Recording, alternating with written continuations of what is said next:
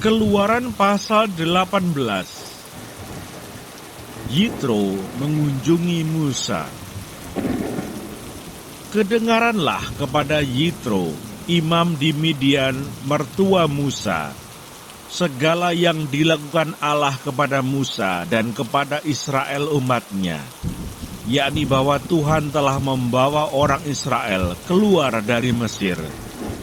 Lalu Yitro mertua Musa membawa serta Sipora istri Musa yang dahulu disuruh Musa pulang, dan kedua anak laki-laki Sipora, yang seorang bernama Gersom, sebab kata Musa, "Aku telah menjadi seorang pendatang di negeri asing," dan yang seorang lagi bernama Eliezer, sebab katanya, "Allah Bapakku adalah penolongku dan telah menyelamatkan aku dari pedang Firaun."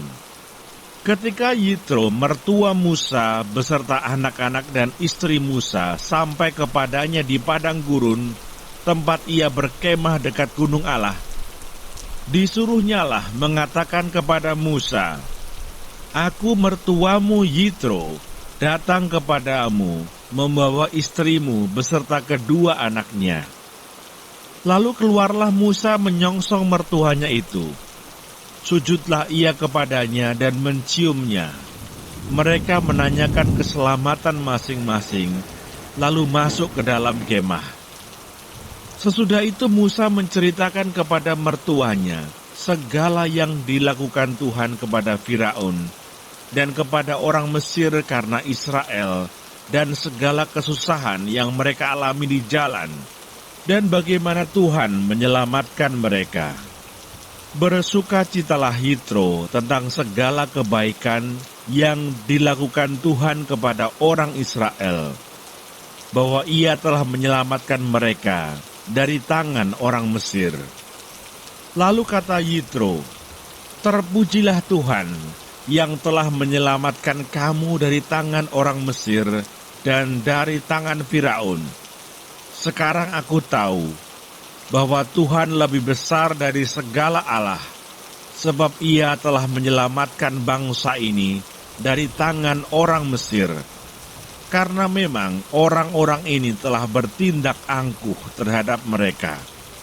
Dan Yitro mertua Musa mempersembahkan korban bakaran dan beberapa korban sembelihan bagi Allah. Lalu Harun dan semua tua-tua Israel datang untuk makan bersama-sama dengan mertua Musa di hadapan Allah. Pengangkatan hakim-hakim. Keesokan harinya, duduklah Musa mengadili di antara bangsa itu, dan bangsa itu berdiri di depan Musa dari pagi sampai petang. Ketika mertua Musa melihat segala yang dilakukannya kepada bangsa itu, berkatalah ia, "Apakah ini yang kau lakukan kepada bangsa itu?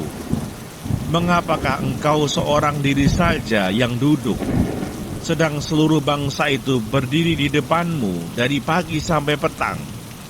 Kata Musa kepada mertuanya itu, "Sebab bangsa ini datang kepadaku untuk menanyakan petunjuk Allah.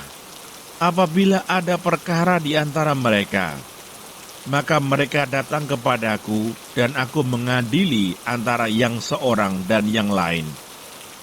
Lagi pula aku memberitahukan kepada mereka ketetapan-ketetapan dan keputusan-keputusan Allah." Tetapi mertua Musa menjawabnya, "Tidak baik seperti yang kau lakukan itu. Engkau akan menjadi sangat lelah, baik engkau, baik bangsa yang beserta engkau ini. Sebab pekerjaan ini terlalu berat bagimu, takkan sanggup engkau melakukannya seorang diri saja.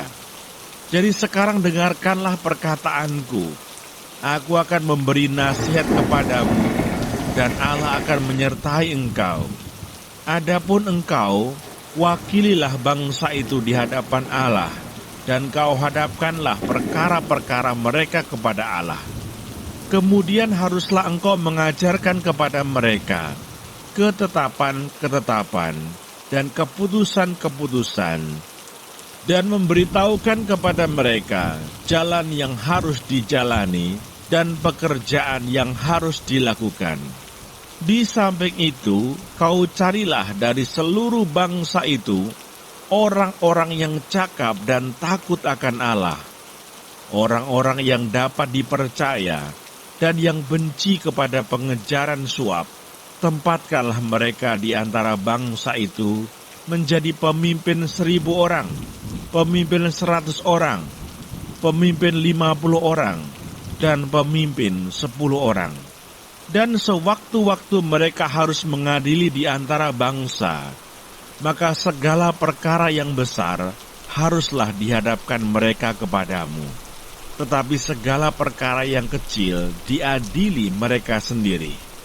Dengan demikian mereka meringankan pekerjaanmu, dan mereka bersama-sama dengan engkau turut menanggungnya. Jika engkau berbuat demikian, dan Allah memerintahkan hal itu kepadamu, maka engkau akan sanggup menahannya, dan seluruh bangsa ini akan pulang dengan puas, senang ke tempatnya. Musa mendengarkan perkataan mertuanya itu, dan dilakukannya lah segala yang dikatakannya. Dari seluruh orang Israel, Musa memilih orang-orang cakap dan mengangkat mereka menjadi kepala atas bangsa itu, menjadi pemimpin 1.000 orang, pemimpin 100 orang, pemimpin 50 orang, dan pemimpin 10 orang. Mereka ini mengadili di antara bangsa itu sewaktu-waktu. Perkara-perkara yang sukar dihadapkan mereka kepada Musa, tetapi perkara-perkara yang kecil diadili mereka sendiri. Kemudian Musa membiarkan mertuanya itu pergi, dan ia pulang ke negerinya.